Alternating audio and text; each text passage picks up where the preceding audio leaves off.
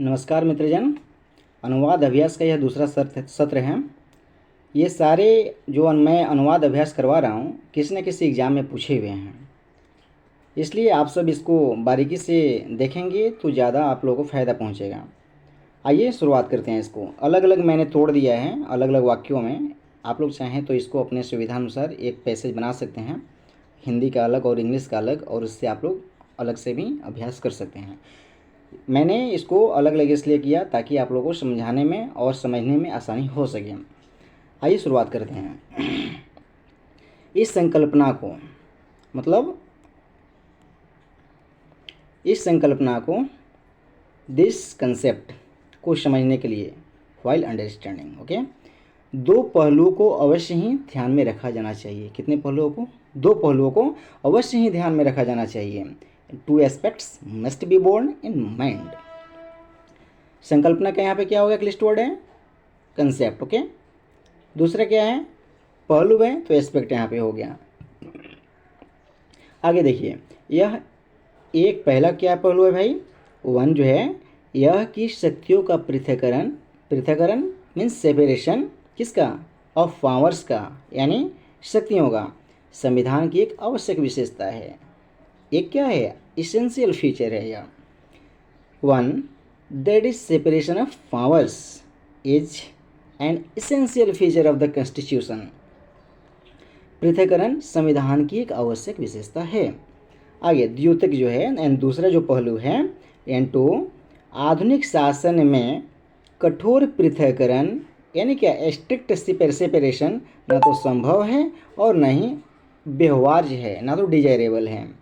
यानी that in modern governance, आज के शासन के दौरान, आज के शासन में, आज जो शासन व्यवस्था चलाई जा रही है, इसमें क्या? Strict separation is neither possible nor desirable, ना तो संभव है ना ही व्यवहार्य है।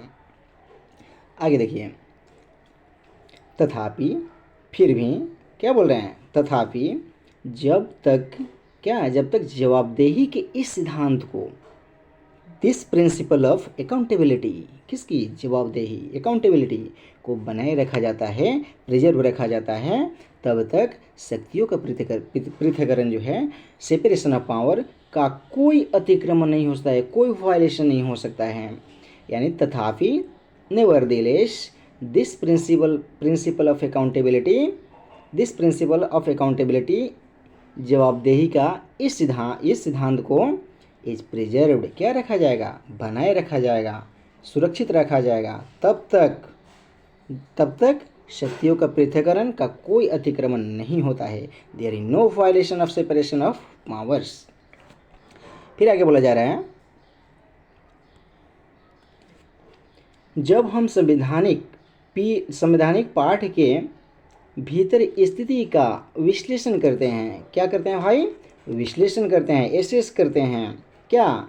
व्हेन, यानी जब, क्या? हम संवैधानिक पाठ के भीतर, यानी constitutional text, with in constitutional text, उसकी स्थिति का, उसके स्टेटस का एसेस करते हैं, तो हम इसी निष्कर्ष पर पहुंचते हैं। यानी क्या? ये रिजल्ट मिलता है क्या? तो हम इसी निष्कर्ष पर पहुंचते हैं, यानी this we arrive at the same conclusion. हम इसी, यानी सेम, जिसके बारे में बातें हो रही है। व्हेन वी एसेस, जब हम लोग इसका विश्लेषण करते हैं, position with in the constitutional text, यानी संवैधानिक पाठ के भीतर। संविधान में कृतियों का अतिव्यापन मीन्स ओवरलैप, प्रतिषिद्ध नहीं है, प्रोहिबिट नहीं है, निषेध नहीं है, बल्कि इसमें संसदीय लोकतंत्र के रूप में, पार्लियामेंट्री डेमोक्रेसी जो है के रूप में, कुछ अतिव्यापन जो ओवरलैप है के लिए उपबंध किया गया है, प्रोवाइड करता है। इसमें जो है प्रोवाइड भी करता है, आपको उपलब्ध भी करवाता है, प्रोवाइड भी किया गया है, उपबंध भी किया गया है। दिस कॉन्स्टिट्यूशन, क्या भाई? दिस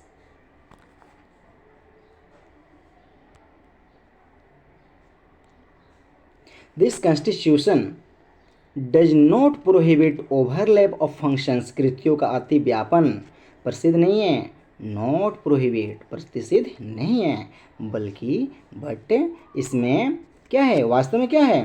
इसमें संसदीय लोकतंत्र के रूप में कुछ अतिव्यापन के लिए उपबंध किया गया है। जो ओवरलैप होगा उसके लिए भी प्रोविज़न इसमें दिया गया है।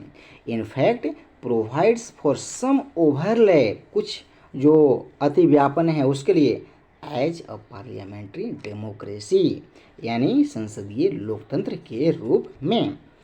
आगे बोला जा रहा है किंतु इसमें बट जो कुछ प्रतिषेध है, व्हाट इट प्रोहिबिट्स, यानी जो जिस भी चीज़ पर निषेध है, प्रतिषिद्ध है, वह अन्य शाखा के कृत्य का ऐसा प्रयोग, क्या, सच एक्सरसाइज ऑफ फंक्शन, किसका, ऑफ फंक्शन का, ऑफ द अदर ब्रांच, अन्य शाखा के, जिसके परिणाम स्वरूप विच रिजल्ट्स, क्या क्या करता है, क्या रिजल्ट करता है भाई, तो संघर्ष करना पड़ता है ना, इन रेसलिंग अवे, बाहर गेम से कर देता है, of the regime of constitutional accountability, संवैधानिक जवाबदेही की व्यवस्था से संघर्ष करना पड़ता है, आपको गेम से आउट कर देता है।